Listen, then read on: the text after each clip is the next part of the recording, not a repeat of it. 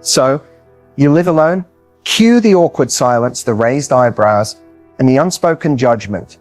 If you've ever felt like the world doesn't get why a woman would choose solitude over settling, this video is for you. If your worth has ever been questioned just because there's no one next to you at the dinner table, this video is for you. If you've been told your life is missing something just because there's no boyfriend in your bio, let me be the first to say they're wrong. In this space, it's for you. This video is not for people who need validation from a +1. It's for the woman who's tired of explaining herself, tired of being asked, but don't you want someone? Tired of people assuming that happiness is only real when it's shared. No, happiness is real when you define it. Joy is real when you create it. Love is real when you give it to yourself first. If you're building a life that's peaceful, powerful, and completely your own, this video will feel like a deep breath, a reset, a reminder that choosing yourself isn't selfish, it's sacred. You don't need to be in a relationship to be whole. You just need to be in alignment with you. So press play, stay with me. Let's talk about what it really means to live alone, and not just survive, but thrive. Being single isn't just a relationship status. For many women, it's seen as a flaw to be fixed. The moment you reach a certain age, it's like the world flips a switch. Suddenly, your accomplishments are measured less by your career, your growth, or your joy, and more by whether you have a ring on your finger or a man by your side. The stigma around being single is quiet, but it's everywhere. It shows up in the questions at family gatherings. Still single? As if being in a relationship is the only valid chapter in your life worth celebrating. It shows up in the glances when you dine alone, the assumptions people make when you say you live by yourself. They think it must mean you're lonely or broken or that you've been left behind. But what if being single is a conscious choice? What if it's an act of strength, not sadness? No one talks about the courage it takes to walk alone in a world that tells you you're supposed to be paired. It takes guts to say no to almost good enough, to not settle for a half love just to feel whole. Society praises women who are chosen, but it rarely praises women who choose themselves. And the deeper issue, that stigma isn't just coming from others. Over time, we start to internalize it. You might find yourself thinking, what's wrong with me? Why don't I have what she has? You scroll through social media and it feels like everyone is in love, engaged, starting a family. You begin to believe you're behind in some invisible race, even though deep down part of you knows that comparison is stealing your peace. But let's be honest, most of what you're seeing is a highlight reel. What they post online doesn't show you the full story. It doesn't show the arguments behind closed doors, the unspoken compromises, the loneliness that can still exist inside a relationship. Being partnered doesn't automatically mean being fulfilled, and being single doesn't automatically mean you're not. Yet the world doesn't celebrate that enough. It doesn't applaud the woman who wakes up alone, but still gets up and goes after her dreams. It doesn't recognize the beauty of quiet mornings, unshared beds, and evenings filled with peace, not performance. There's power in being single that no one talks about. The power to hear your own voice clearly, to grow without interruption, to evolve without shrinking to fit someone else's idea of who you should be. The stigma around being single only holds power when we let it define us. But once you start to see the truth, that you're not lacking, that you're not behind, that you're not less, the stigma starts to lose its grip.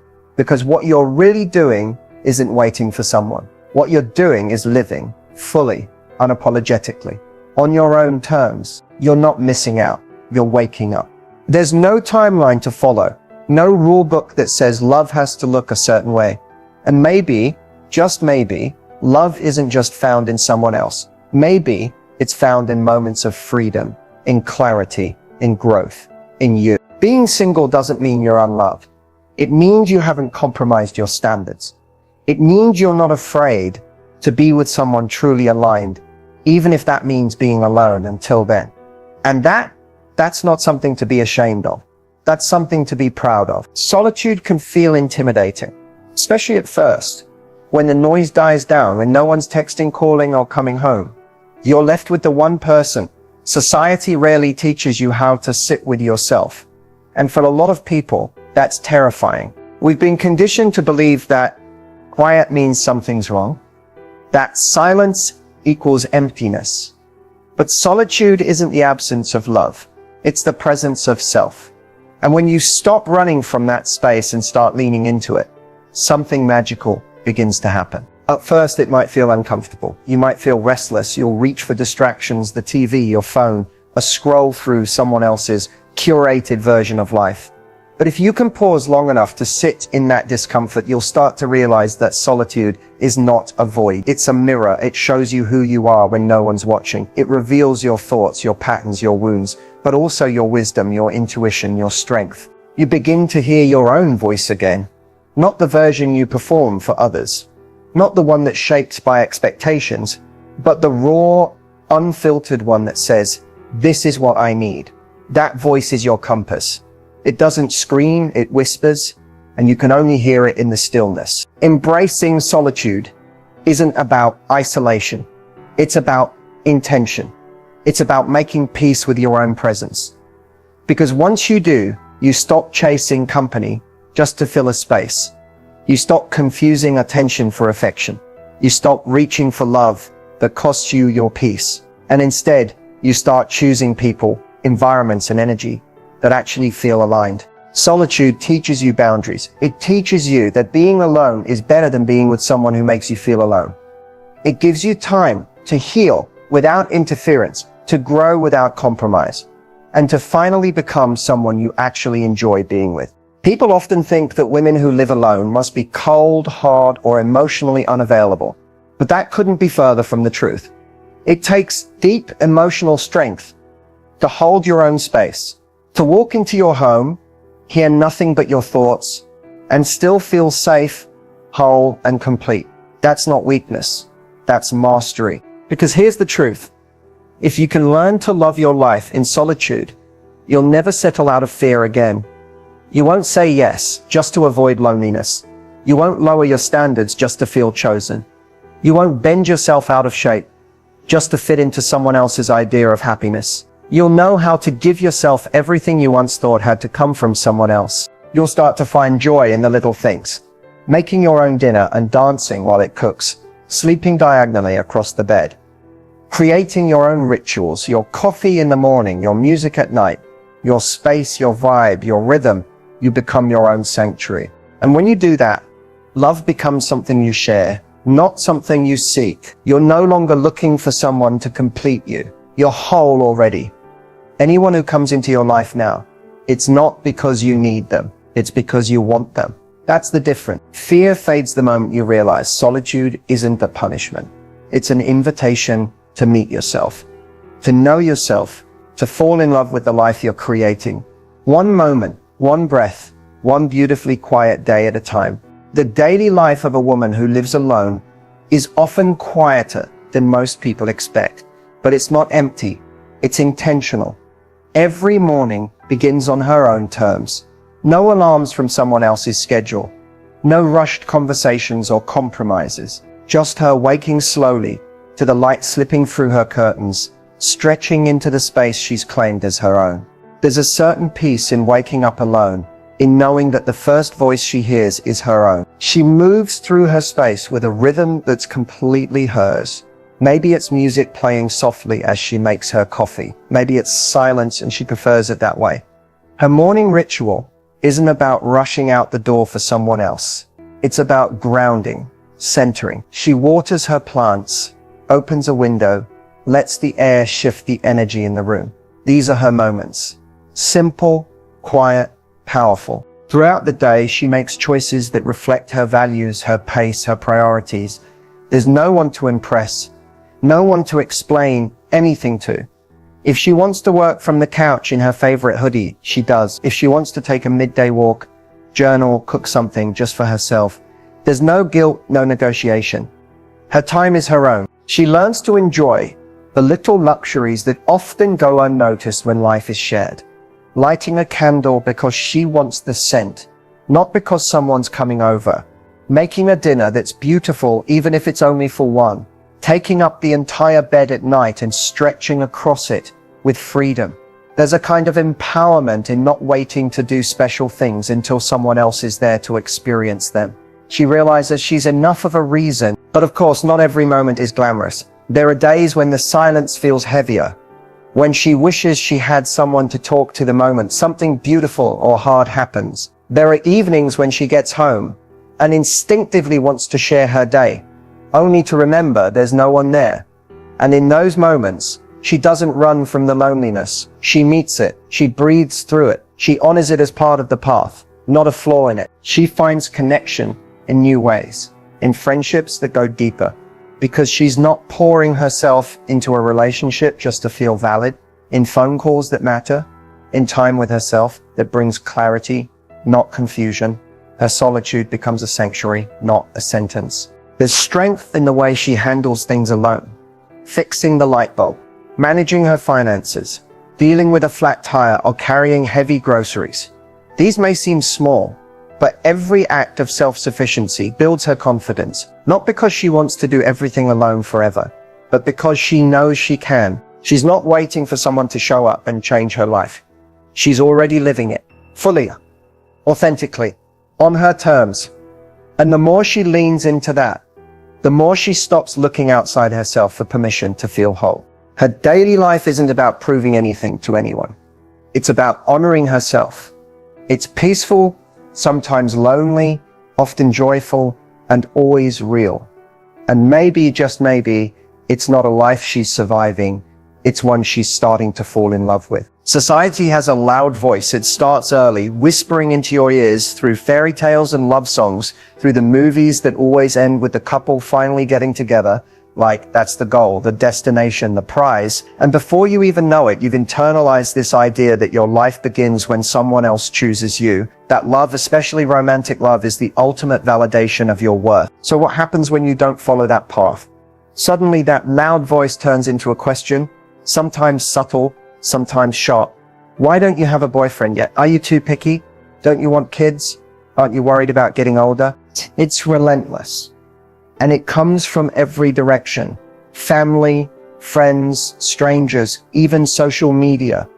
The pressure to be in a relationship is baked into nearly every social norm. Couples vacations, +1 invites, holidays that feel like they're only for lovers. It's like the world keeps telling you that life isn't truly happening unless you're experiencing it with someone else. But here's the truth. Society's expectations don't have to become your reality. What if what you want looks different? What if you're more interested in peace than partnership? What if your dream life isn't a wedding, but waking up every day in a space that feels calm, free, and yours? What if you crave adventure, purpose, growth, not because you're waiting to share it with someone, but because those things light you up from the inside out? There's power in asking yourself, what do I actually want when no one else is watching? That's where freedom begins. In the quiet, private honesty between you and your intuition. It might tell you that you want to focus on your career, build a business, travel solo, take care of your mental health, or just enjoy your life without the weight of another person's needs. And that doesn't make you cold or selfish or broken. It makes you honest. The problem is, society doesn't always reward honesty. It rewards conformity. It celebrates women who finally settle down, not women who rise up for themselves. And that's why the disconnect can feel so heavy, because you're not just choosing a different path. You're breaking an unspoken rule. You're choosing yourself in a world that tells you someone else should always come first. But when you start to truly listen to what you want, that noise begins to fade. The opinions become less loud. You stop measuring your life by someone else's milestones. And suddenly, your desires don't feel selfish. They feel sacred. They become your compass. You don't have to want what everyone else wants. You don't have to chase what doesn't align. And you definitely don't have to explain your piece to people who haven't found theirs yet. Because at the end of the day, it's not society that has to live with your choices. It's you. And you're allowed to want a life that feels deeply, authentically yours, even if no one else understands it yet. So if your heart feels lighter when you're alone, if your dreams grow bigger without the distraction of a half-invested relationship, if your energy comes back when you're not trying to constantly prove your worth to someone else, maybe it's not that you're behind. Maybe you're ahead, just on a different timeline. One that's not driven by what society says, but by what you truly want. There's a kind of emotional strength that only develops when you face life without a safety net. When you go through hard days with no one to lean on but yourself. When you celebrate victories alone, cry alone, pick yourself back up alone. And in that solitude, something unshakable starts to form inside you. The world often treats relationships as emotional armor, like being with someone makes you more stable, more secure, more complete. But the truth is, some of the strongest people you'll ever meet are the ones walking through life without a partner, building that foundation from within, not because they never wanted love, but because they refused to rely on someone else to feel whole. Emotional strength isn't loud. It doesn't always look like confidence or independence on the outside. Sometimes it's quiet. The woman who gets out of bed even when no one's waiting for her. The one who talks herself through her own breakdowns. The one who handles heartbreak, disappointment, and uncertainty without texting someone to fix it for her. That strength is invisible to most, but it's powerful beyond words. She knows how to hold space for her emotions without spiraling. She understands that self-soothing is a skill, not a backup plan. She can feel sad, lost, or overwhelmed, and still choose to show up for herself. That's not weakness. That's a deep, grounded resilience. The kind that doesn't crumble when things get hard, because she's already faced hard things and learned how to survive them. Without a partner, you learn how to become your own anchor. You become fluent in your own emotional language. You don't look outside for validation every time you feel uncertain. You trust your gut. You process your pain. You heal your wounds, one layer at a time, without the comfort of someone else's arms, but with the strength of your own two hands. And no one talks about how much work that takes. It's not easy. There are moments when you wish someone could just hold you, when the nights feel too long and your thoughts get too loud, when it would be so much easier to distract yourself with company instead of facing what's bubbling inside. But emotional strength isn't built through avoidance.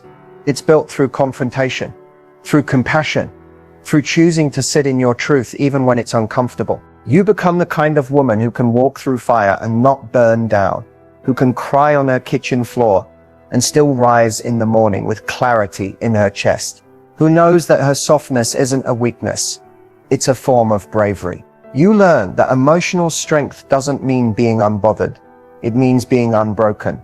And when love does come, if it comes, you won't hand over your soul for safety. You won't collapse into someone just because they offer comfort.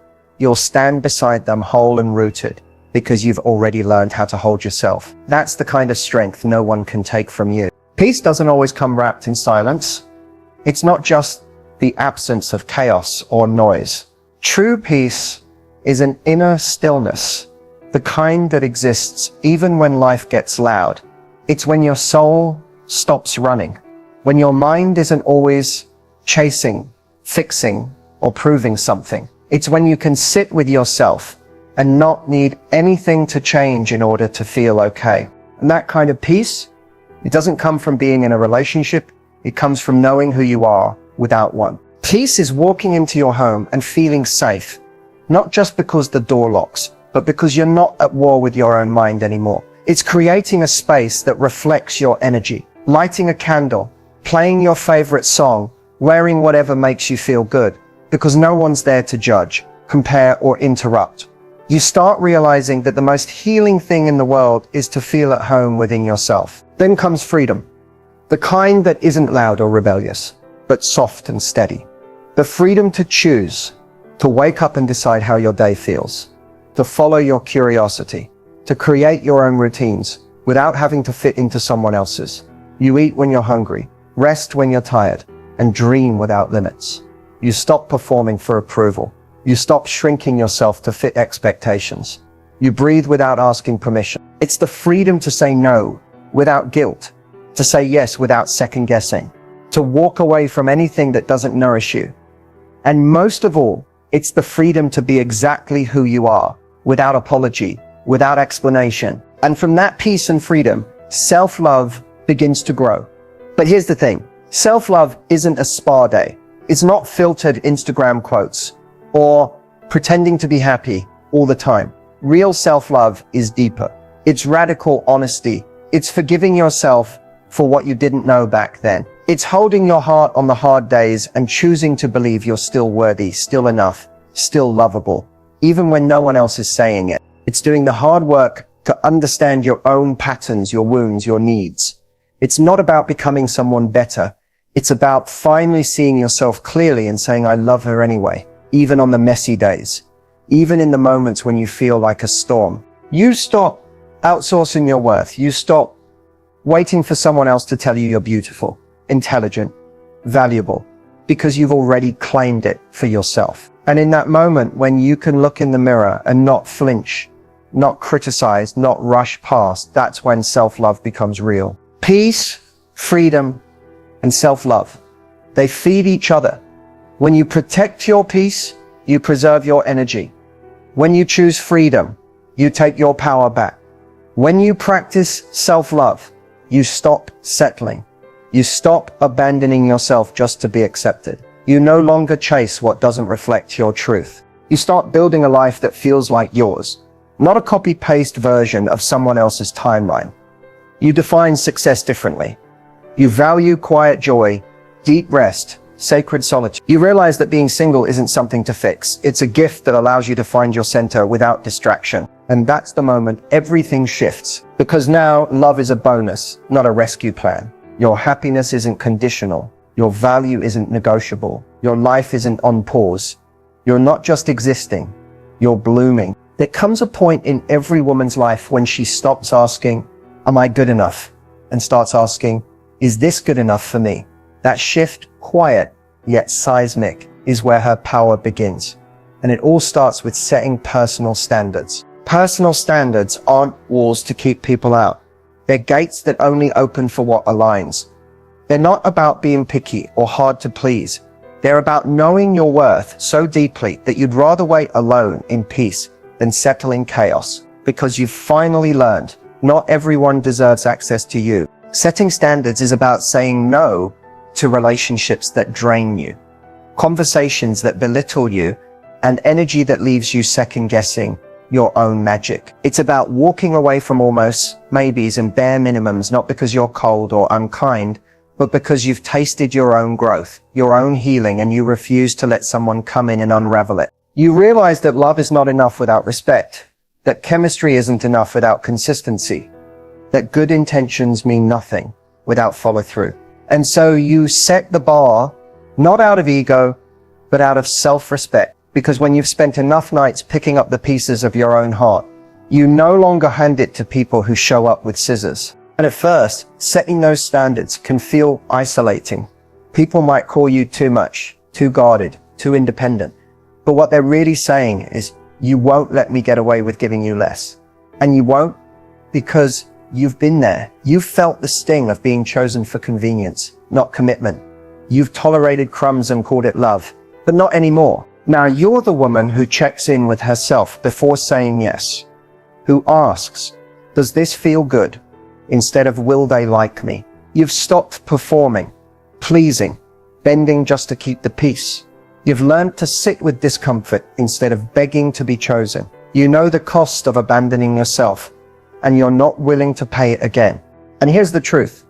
When you raise your standards, you raise your energy. You stop entertaining what drains you. You attract people who meet you where you are, not those who expect you to dim just so they can shine. You stop chasing, stop explaining, stop proving. You simply become, and the right people rise to meet you. This kind of clarity is magnetic. It's not loud, not aggressive. It's a quiet knowing, a calm, unshakable presence that says, I am not for everyone, and that's okay. And when someone does come along who fits, who truly aligns, they'll recognize your standards not as a challenge, but as a mirror. They'll meet them because they've done their own work too. Setting personal standards isn't about finding the perfect partner. It's about being the kind of woman who never forgets what she deserves. And in a world that constantly tries to convince you to shrink, lower, or wait, that kind of self-respect, that's your superpower. There's a huge difference between loneliness and independence, but it's easy to confuse the two, especially when you're used to the company of others. Society often mixes them up too, painting independence as a form of loneliness, when in reality, They are two completely different experiences. And understanding that difference can change how you experience both. Loneliness feels like emptiness. It's that aching desire for connection that leaves you feeling hollow. It's when you find yourself wishing that someone else would fill the void, complete the puzzle. Loneliness can creep up at any time, when you're alone at home on a Friday night, when everyone else is paired up, when you walk through a crowd and still feel like an outsider. It's painful because it comes from a place of wanting something, an external validation, a connection answer. And no matter how much you try to distract yourself, you can't escape the gnawing feeling that something is missing. But independence is different. Independence doesn't feel like an emptiness. It feels like freedom. It's the ability to stand on your own 2 feet, not because you have no other choice, but because you have learned to be enough for yourself. Independence is the strength to walk through life on your own terms, whether or not anyone is beside you. It's the power to make decisions without needing anyone's approval. To live with integrity and confidence, knowing that your happiness isn't contingent on anyone else's presence. The beauty of independence is that it allows you to feel all the emotions, including loneliness, without being consumed by them. When you're independent, loneliness doesn't define you. It's just one of the many emotions you experience, and you know how to navigate through it. You don't rely on someone else to fill the gaps in your soul. You fill them yourself with self-awareness, creativity, and the understanding that being alone doesn't mean being incomplete. In fact, being independent teaches you to embrace those moments of loneliness. You stop running from them, stop numbing them with distractions. Instead, you learn to sit with your own company and find peace in it. You realize that loneliness is just a feeling, not a permanent state. You start to appreciate the stillness that comes with being alone. You discover how much space you have for your own thoughts, your own passions, your own growth. You finally understand that your worth isn't tied to the presence of others. It's intrinsic. It's yours always. This doesn't mean that independence is easy or free from moments of vulnerability. There are times when the silence feels heavy and the absence of a partner makes your heart ache. It's natural to crave connection, but the difference is that when you're independent, you can crave connection without losing yourself in it. You don't feel desperate or incomplete. You know that loneliness is temporary and that you are okay in the meantime. You're okay with yourself.